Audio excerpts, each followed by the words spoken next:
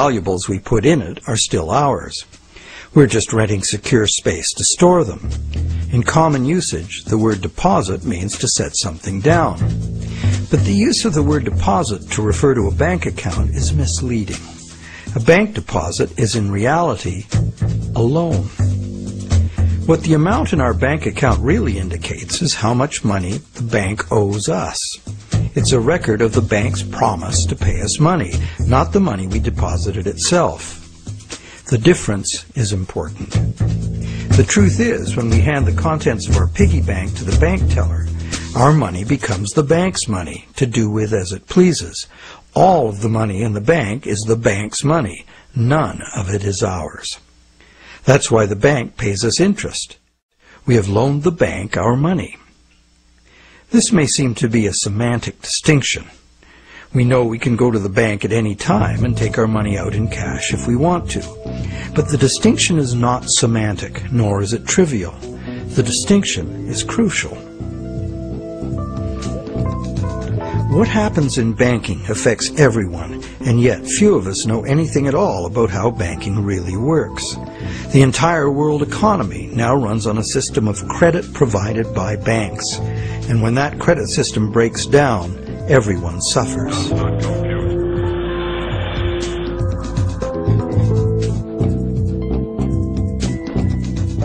To make things worse, the explanations for these breakdowns offered by the experts never look at the root cause, namely, that other than cash and coins, which make up just 1 to 5% of money in circulation, all the money in existence today was created as the principal of a bank loan, with the banks requiring principal plus interest as so-called repayment.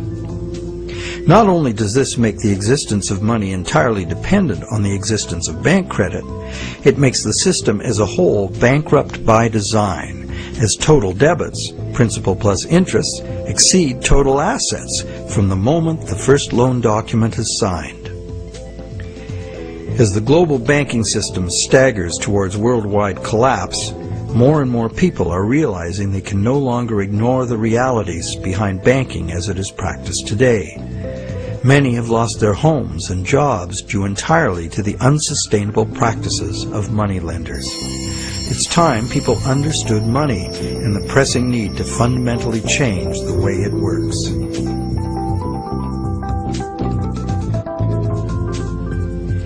Clarifying what the words used in banking really mean is the first step.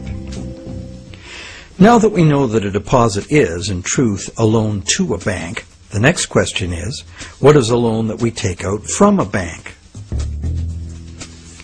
When we sign for a loan, we give the bank a pledge to pay the amount of the loan plus interest. In return, the bank credits our account in the same amount as this so-called loan.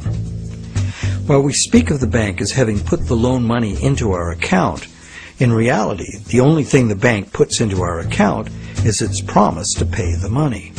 What has actually happened is an exchange of promises. Neither party has delivered anything to the other except matching pledges of debt. So who is the borrower and who is the lender? The terms loan, lender, and borrower are all misleading. The truth is that the two parties have traded promises to pay and in the process created something called bank credit or checkbook money that can be legally spent as money. Bank credit can be spent because we, in our innocence, notice that each time we deposit into our account, it increases our balance by the same amount. In fact, unless we put something in, our account will be empty. Thus, it's a natural assumption that money in an account is money someone put in. The account is a promise to pay, not the money itself. In fact, a promise always indicates the absence of the item promised. Otherwise, why does it need to be promised? Now, because all bank accounts are just promises to pay, the bank and the borrower can simply exchange promises and, in the flash of a few keystrokes, a positive balance appears in the borrower's bank account without anyone putting existing money in. Now you know the real source of what we call a bank loan.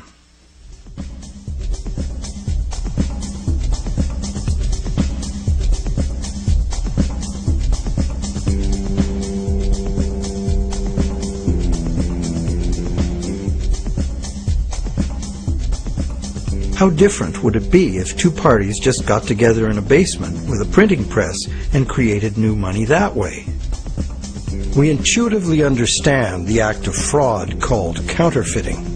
In printing fake $100 bills, the counterfeiters also create new money out of thin air.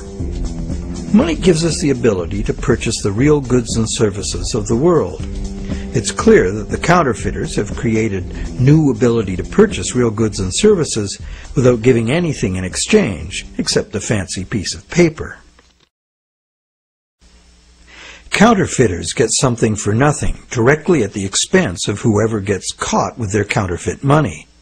And if the counterfeit money is not discovered, it dilutes the money supply, stealing from everyone. Counterfeiting is a serious crime, and it is easy to understand why.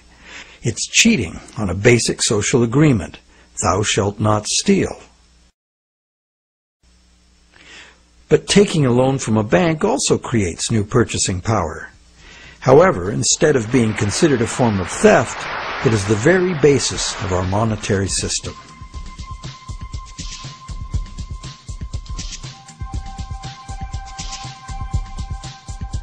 How did one form of creating money out of thin air become a crime and the other become standard business practice and the source of almost all our money? For this is what has happened. To understand how, we need to look at the history of the laws governing commerce. But before that, we need to understand the logic of the loan process itself.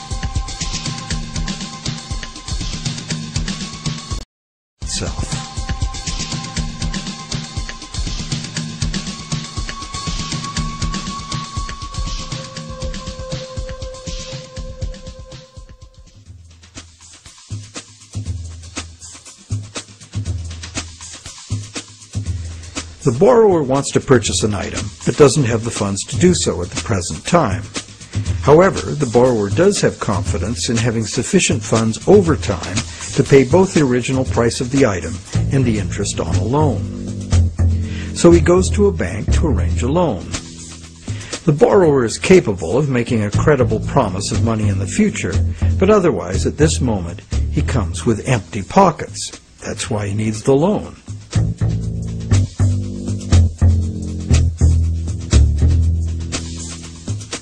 We're probably all familiar with what happens next.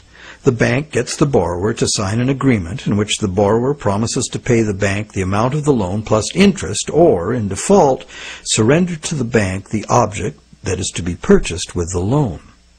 This is done countless times every day all over the world. But there's a problem. How can the borrower pledge as collateral something that the borrower does not yet own? If I wanted to borrow $10,000 from you to go on a luxury cruise to Europe, would you accept my neighbor's car as collateral? Of course not, because you know very well that I have no legal right to give you my neighbor's car, no matter how much I owe you. But if instead I promise to buy my neighbor's car with the $10,000 you lend me, the situation is different. You might agree to lend me the $10,000, believing I will buy the car and will pledge it as collateral for the loan once I obtain legal title to it. However, until the transaction is completed, your $10,000 loan cannot be secured by title to the car. This sequence of events problem could be very simply avoided. You could buy the car and then sell it to me. The bank could do it this way too. If the borrower commits to the bank to buy the item, why doesn't the bank just buy it with its own money and then sell it to the borrower on time payments at interest? Well, the answer to that question is also very simple. It's because the bank, like the borrower, has come to the transaction with empty pockets. The bank fulfills its part of the so-called loan transaction by creating an account for the borrower. The truth is, the so-called borrower has funded his own account by fraudulently pledging a car he does not yet own as collateral. And the bank, the so-called lender, hasn't put up any existing money at all. And, if all goes well, it never will.